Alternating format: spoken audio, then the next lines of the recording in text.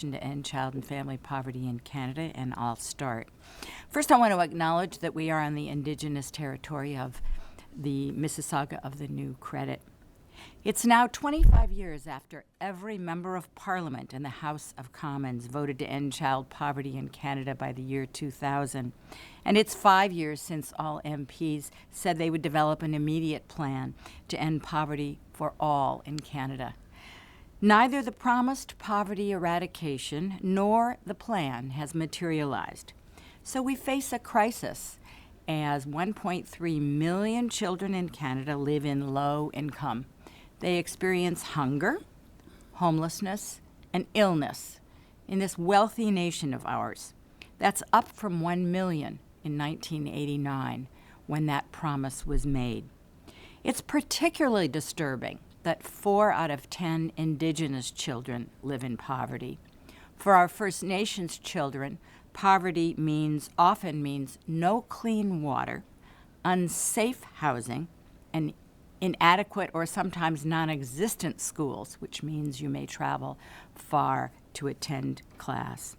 So the good news is we can fix this. This is not rocket science, but we cannot delay any longer.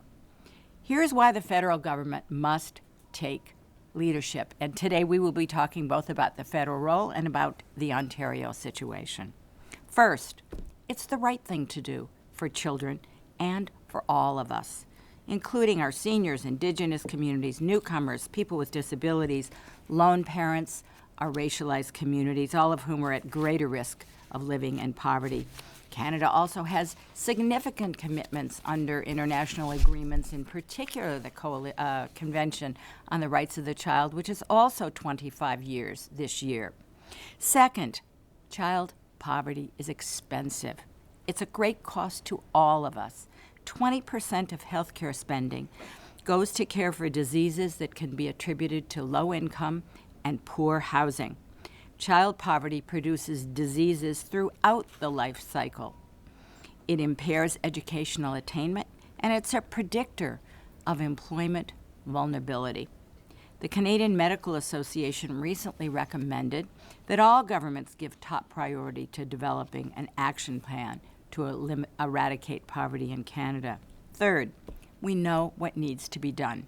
In the last decade, we've benefited from numerous reports, including a landmark all-party report that was endorsed by the House of Commons in 2010. The provinces, territories, and municipalities have stepped up to the plate. But the missing party is the Government of Canada. Fourth, Canada has the fiscal capacity to act. We have a projected multi-billion-dollar deficit surplus by 2018-19. So the money is not lacking. What may be lacking is political will to act and willingness to act on the evidence. And fifth, public opinion continues to support action on child poverty. A recent poll of more than 2,000 across the country showed that 8 in 10 Canadians think that ending child poverty should be a goal for any federal government. This is how we can fix the situation, and I'll try to shorten it. The Government of Canada needs to introduce a federal action plan with targets and timelines to eradicate poverty in consultation with the provinces, the territories, Aboriginal governments and organizations, non-governmental organizations, and people living in poverty. And this should be secured in legislation. There needs to be a specific and independent process and plan for Indigenous children and communities. 12 out of the 13 provinces have developed or are developing a poverty reduction strategy. It's time for the federal government to do its share. I'll just be brief. A robust plan will include income measures increasing the child benefit to $5,600, a robust, well-developed national child care program, a housing strategy for all provinces and territories, and an action plan to create more decent jobs that enable families to lift themselves out of poverty. So we've seen action at many levels since 2000, but not the federal government. So today we're urging all MPs to support Motion 534 that was introduced in the House, which again is looking for unanimous resolution to develop a plan, a poverty reduction plan for Canada, and to move quickly to implement it. So let's make sure it's passed, and let's make sure we move into the action phase quickly. Now is the time for the federal government to take its rightful role. If the costs of child poverty are ignored, this constitutes nothing less than the mismanagement of the economy for which we will all continue to pay in financial, social, and other costs. Thank you. Bonjour mesdames et messieurs, je m'appelle Léonie Tchatat et je suis la directrice générale de la Passerelle Intégration et Développement économique à Toronto. Notre organisme existe depuis 20 ans et nous supportons les immigrants francophones dans leur intégration et développement économique ici. Ce matin, Campagne 2000 se penche sur les engagements que les décideurs politiques ont pris depuis plus de 20 ans pour éradiquer la pauvreté infantile. En Ontario, en 2014, nous sommes loin de pouvoir parler du progrès dans ce domaine. Les données Statistiques Canada montrent qu'en Ontario, la pauvreté infantile a augmenté, passant de 12,4% en 1989 à 19,9% en 2012. En 1989, l'Ontario était la province ayant le plus faible taux de pauvreté infantile au Canada. En 2012, l'Ontario arrive 6e dans la liste devancée par le Yukon, le Québec, l'Alberta, l'île du Prince-Édouard et de Terre-Neuve et Labrador, des provinces et territoires ayant tous réduit leur taux de pauvreté infantile dans la période en question. Le rapport de campagne 2000 signale que la pauvreté n'affecte pas tous les Ontariens et Ontariennes de la même façon. Les communautés immigrantes, les communautés racialisées, les Premières Nations et les enfants qui ont un handicap sont plus fortement frappés par la pauvreté. Cette même tendance se produit au sein de la communauté franco-ontarienne. À titre d'exemple, les données du recensement de 2006 pour la région métropolitaine de Toronto montrent que chez les filles de 0 à 14 ans, alors que 18,3% des filles francophones nées au Canada vivaient en situation de faible revenu en 2006, 34,5% des filles francophones immigrantes étaient dans la même situation. Alors que 9,4% des filles francophones non racialisées vivaient en situation de faible revenu en 2006, 34,8% des filles racialisées étaient dans la même situation. Si nous prenons par exemple chez les garçons du même groupe d'âge de 0 à 14 ans, alors que 16,12% des garçons francophones nés au Canada vivaient en situation de faible revenu en 2006, 35,6% des garçons francophones immigrants étaient dans la même situation. Alors encore, 9% des garçons francophones non racialisés vivaient en situation de faible revenu en 2006, 3,7% des garçons racialisés étaient dans la même situation. Comme on peut le voir, si l'écart est grand entre les enfants francophones nés au Canada et les enfants francophones immigrants, un écart plus prononcé sépare les enfants francophones non racialisés et les enfants francophones racialisés. Campagne 2000 adresse aujourd'hui plusieurs recommandations au gouvernement fédéral et provincial. Faire de la réduction de la pauvreté une priorité. Faire du travail rémunéré une porte de sortie de la pauvreté. Fournir un filet de sécurité sociale. Assurer l'accès aux services de garde à l'enfance. Améliorer l'accès au logement abordable et mettre fin à l'itinérance. Faire des perspectives d'avenir pour les jeunes une priorité. Je voudrais certainement souligner que toute approche de réduction de la pauvreté doit suivre une méthode pro-équité, attentive aux facteurs d'inéquité tels la racialisation du marché du travail et mettre au point des mesures adaptées pour pallier le déséquilibre qui affecte particulièrement les groupes vulnérables. Merci beaucoup.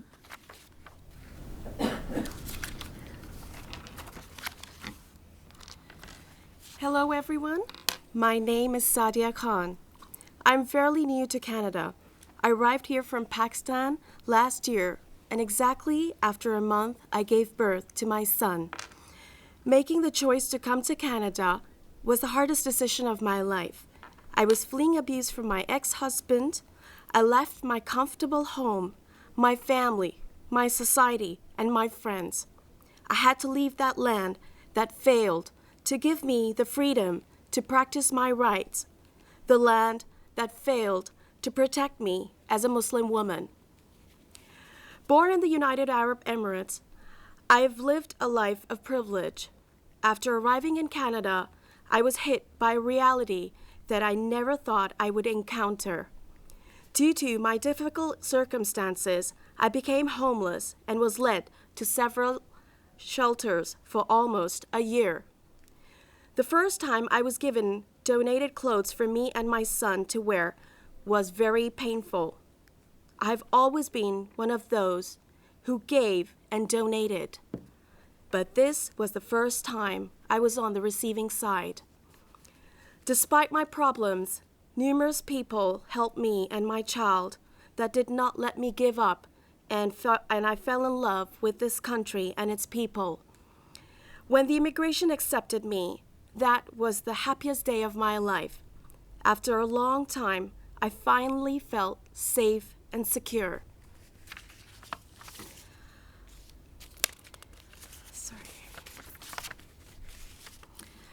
After qualifying for housing, my worker helped me get Housing Stabilization Fund that I was relieved to receive and consider a great blessing, but soon learned that that was not enough.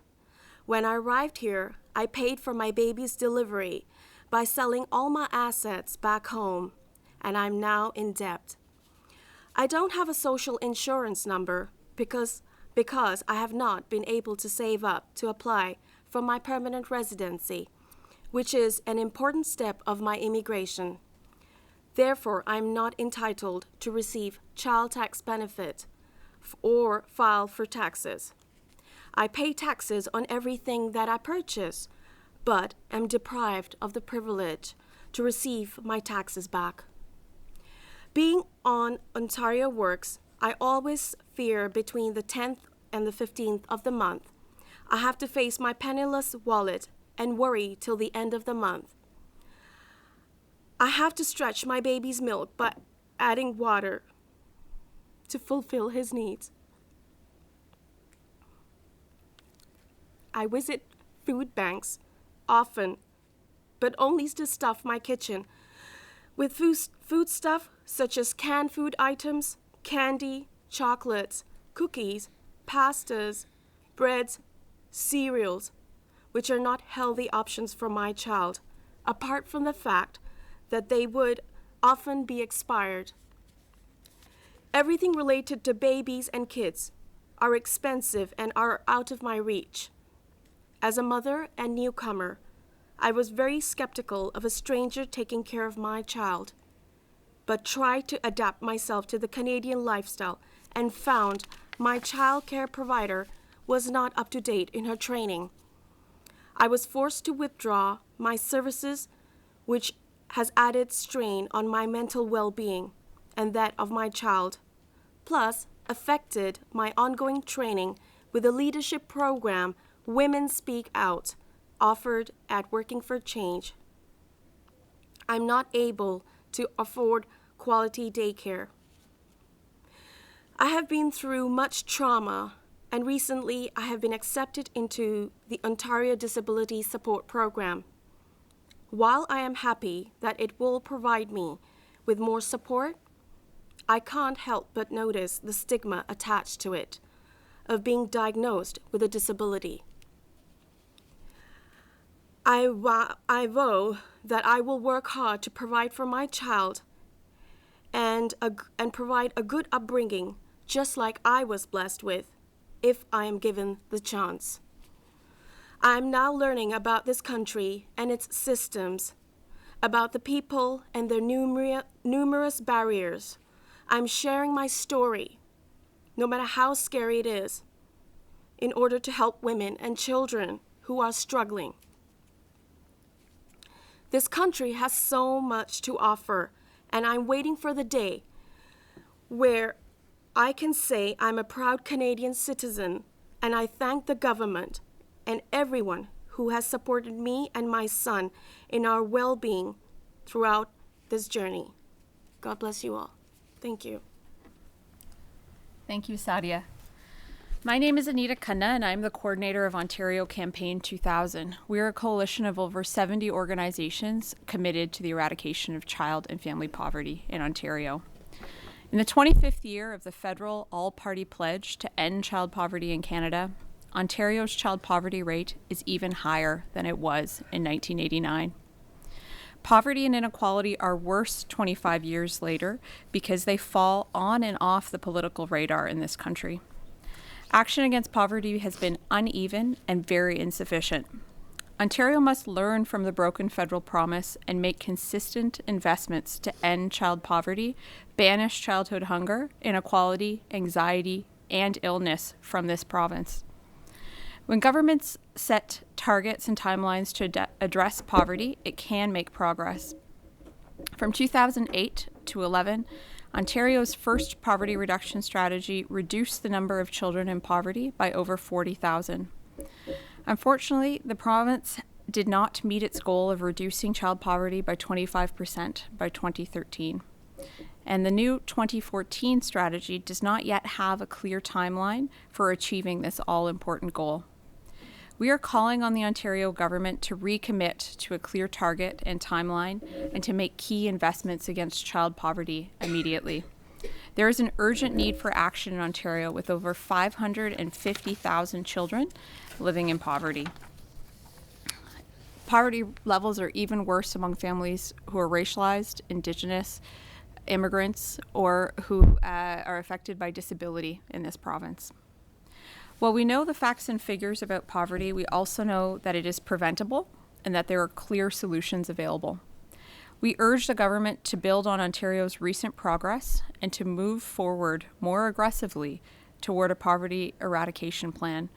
We need to set a deadline by which to achieve the 25% reduction in child poverty.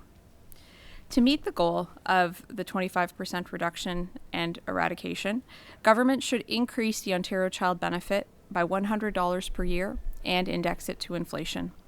For those on social assistance, stop the deduction of the Ontario Child Benefit from their rates and the deduction of child support payments that are meant directly to influence the well-being of children.